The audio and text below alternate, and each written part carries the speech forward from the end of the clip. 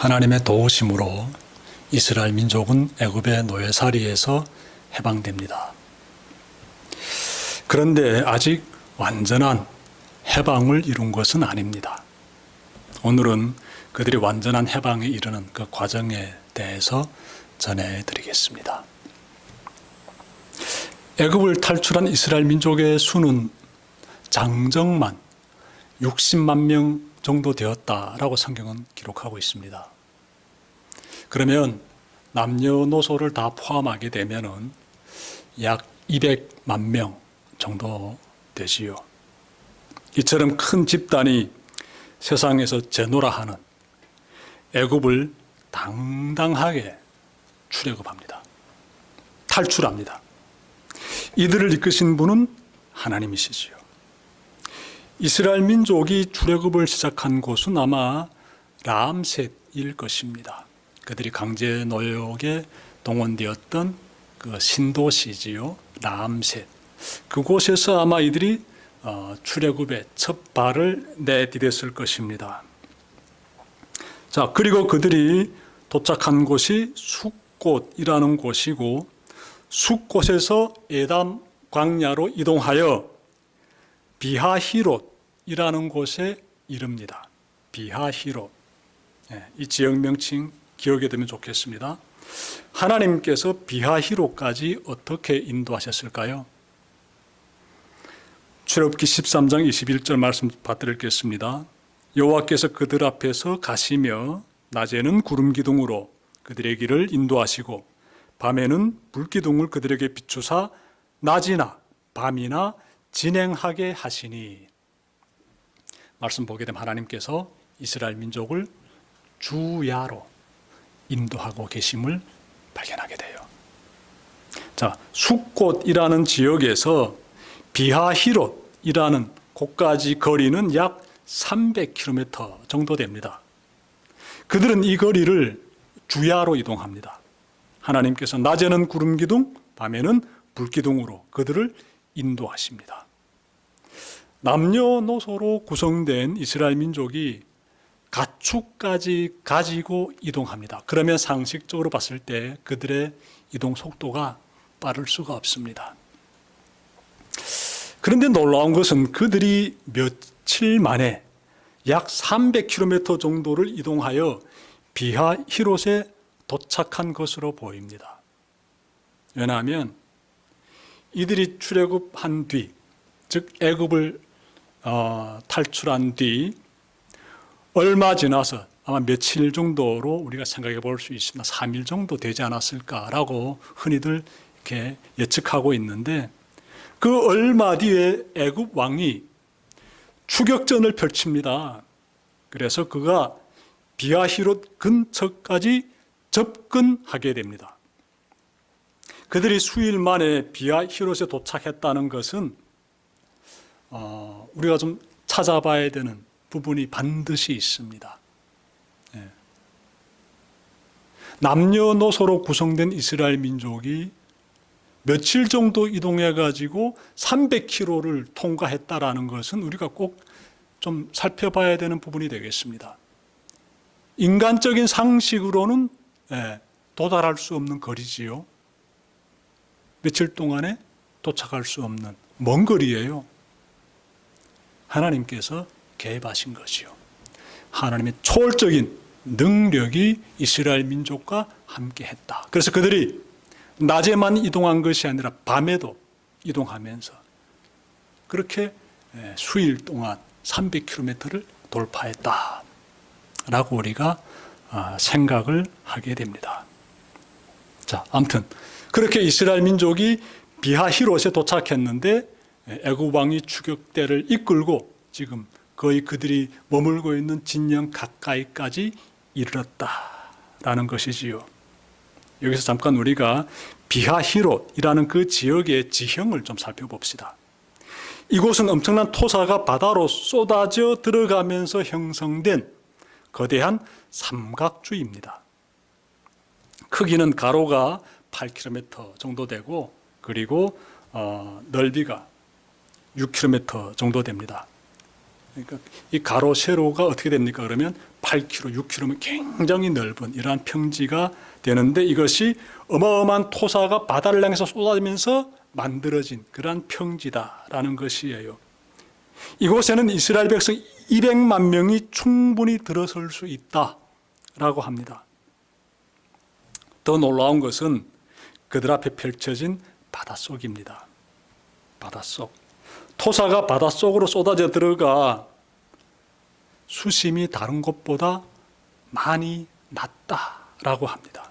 다시 말하면 비아히롯 앞에 바닷속에 거대한 해저뚝이 형성되어 있다라고 합니다.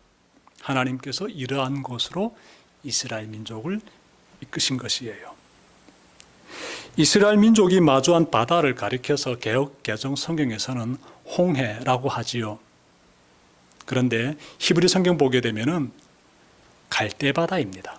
그 원어에 사용된 단어를 그대로 번역하면 갈대바다예요. 그러면 질문 가지게 됩니다. 갈대라는 식물은 민물에서 자라는데 어떻게 바닷가에서 자랄 수 있습니까? 라고 질문 가질 수 있습니다. 놀라운 것은 홍해 동북쪽 끝에 있는 시나이 반도와 아라비아 반도에 둘러싸인 아카바만 인근 바닷가에서 갈대들이 자란다라고 해요. 자, 이제부터 이곳 비하히롯 바닷가에서 어떤 일이 일어났는지 좀 찾아봅시다. 이스라엘 민족은요, 그곳에서 애굽 군대를 보게 되지요. 추격해오는 애굽 군대를 보게 됩니다. 그자 그들이요, 큰 두려움에 빠집니다. 10절 말씀 보니까 그들이 두려움 가운데서 하나님께 부르짖습니다.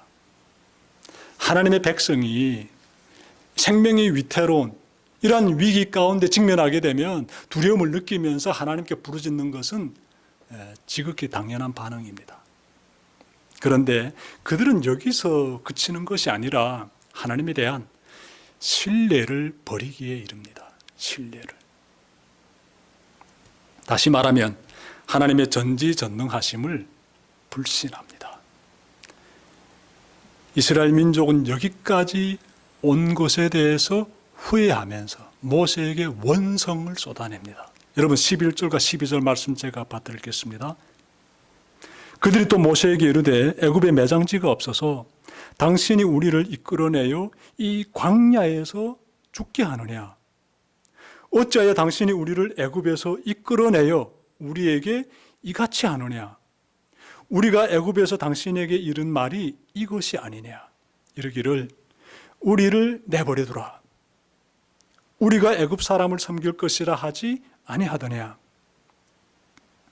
애굽 사람을 섬기는 것이 광야에서 죽는 것보다 낫겠노라. 이스라엘 민족이 무슨 말 하고 있습니까? 그들의 말을 달리 표현한다면 만일 타임머신을 타고 얼마 전 애굽에서의 삶으로 돌아간다면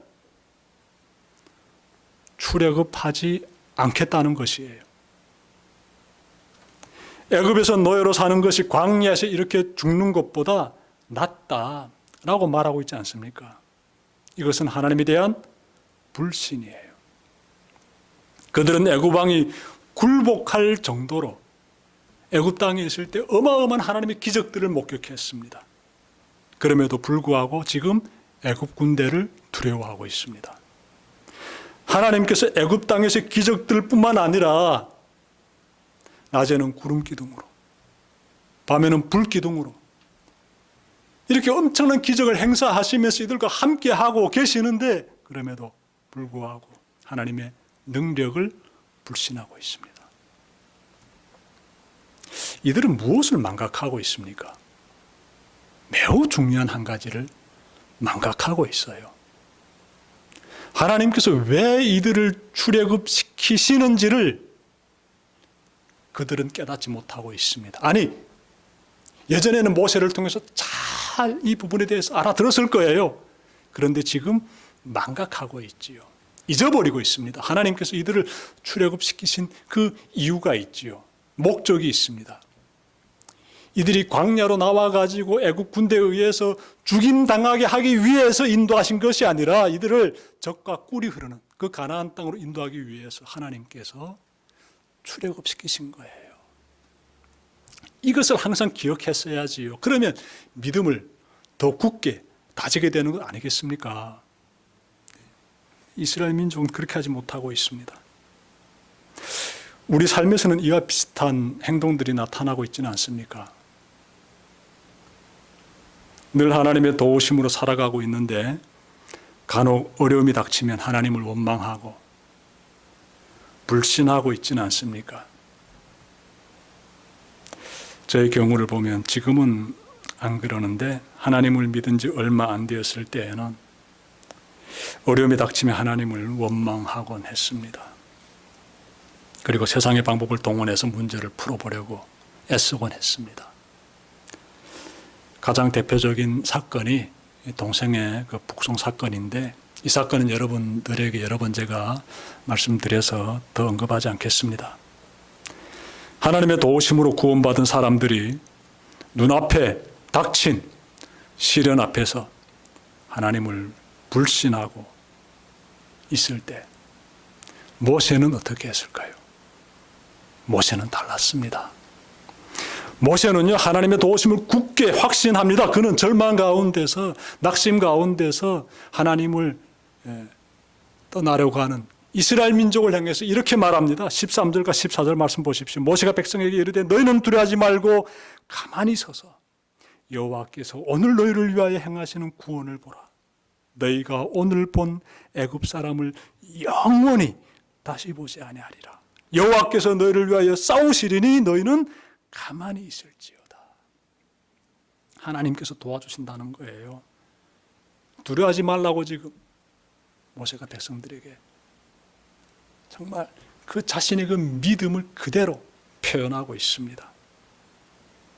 그는요, 하나님을 향해서 부르짖어 기도드립니다.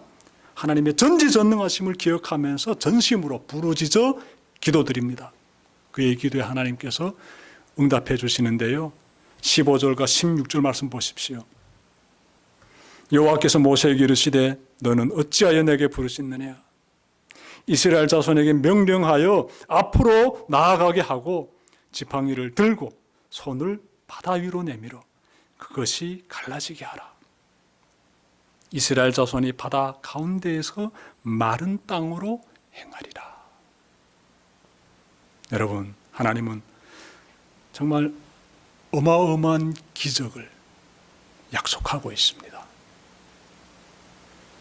여러분, 하나님은 모세처럼 오로지 하나님을 바라보면서 부르짖는 자에게 이렇게 응답해 주십니다. 여러분, 인생의 시련이 닥칠 때마다 모세처럼 하나님만을 바라보면서 부르짖어 기도드리시길 바랍니다. 그냥 큰 소리로 외치면서 하나님께 기도드리면 그것이 부르짖어 드리는 기도일까요? 아닙니다. 부르짖어 드리는 기도는요, 간절한 마음에서부터 우러나오게 되고요. 그 간절한 마음은 하나님에 대한 굳센 확신에서부터 시작이 됩니다. 믿음이지요. 강한 믿음이지요. 그 믿음을 가진 사람이 간절히 하나님을 찾게 되고 어려움 가운데서 하나님을 향해서 부르짖어 기도드리게 됩니다. 이렇게 기도드리는 대성교 모든 성도님들 되시길 바랍니다. 우리 교회 주방이 어제부터 시작해서 오늘까지 이틀 동안 다 철거되었습니다. 그래서 이제는 주방에 있는 비품은 다 예배당으로 들어와서 25평 작은 예배당에 한쪽 벽에는 책들로서 가득 차 있고 또 한쪽 벽에는 주방에서 옮겨놓은 이 비품들로서 가득 차 있습니다. 그 사이에 의자들이 있고 난민 수용소도 아니고 이 교회가 이렇게 예전에 비해서 많이 어수선해졌어요. 마음이 무겁습니다. 주방이 사라지고 아이들이 뛰놀던 공간이 사라졌으니 마음이 편치 않습니다. 이 점심 식사는 어떻게 할까? 이 중요한 식사 친교 시간 앞으로 어떻게 가져야 하나?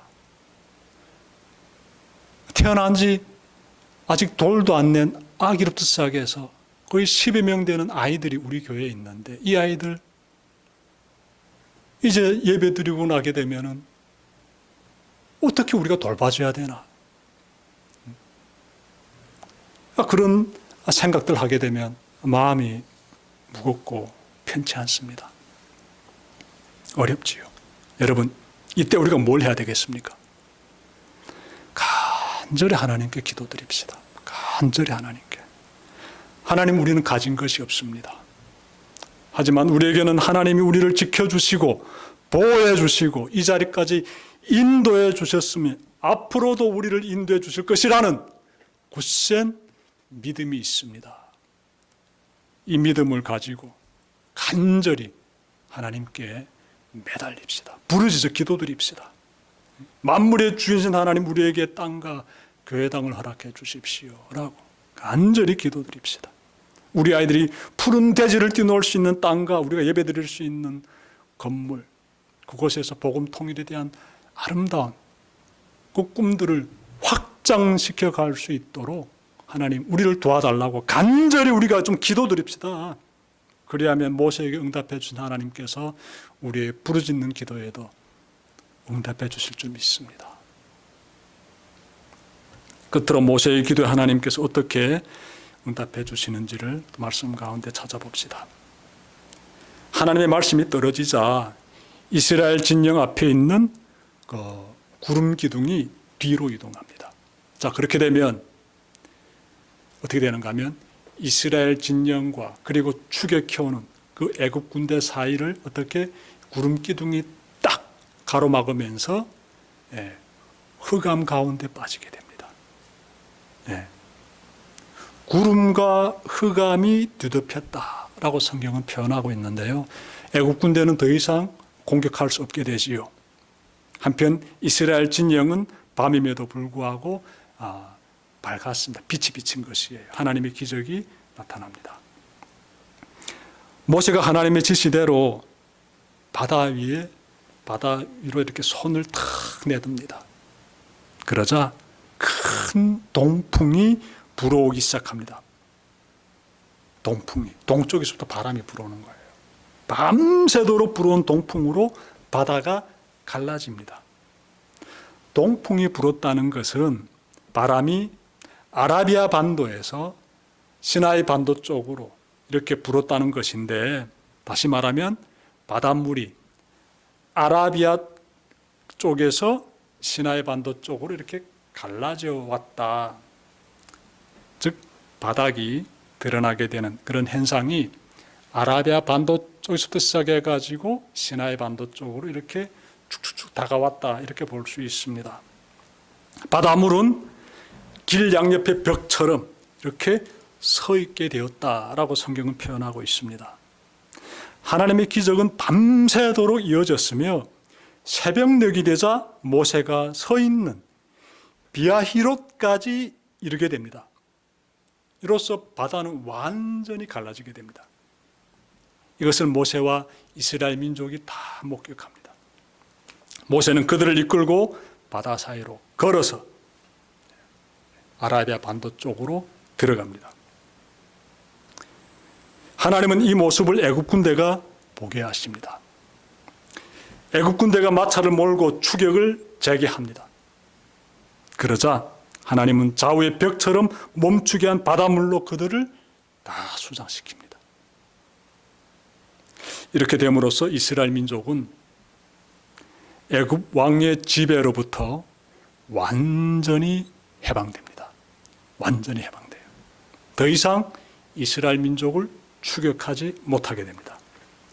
여러분, 지금까지 출애굽한 이스라엘 민족이 하나님의 도우심으로 완전한 해방에 이르는 그 과정을 전해드렸습니다.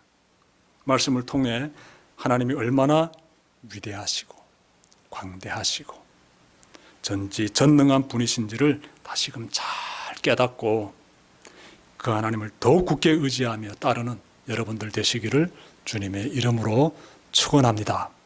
기도드립시다.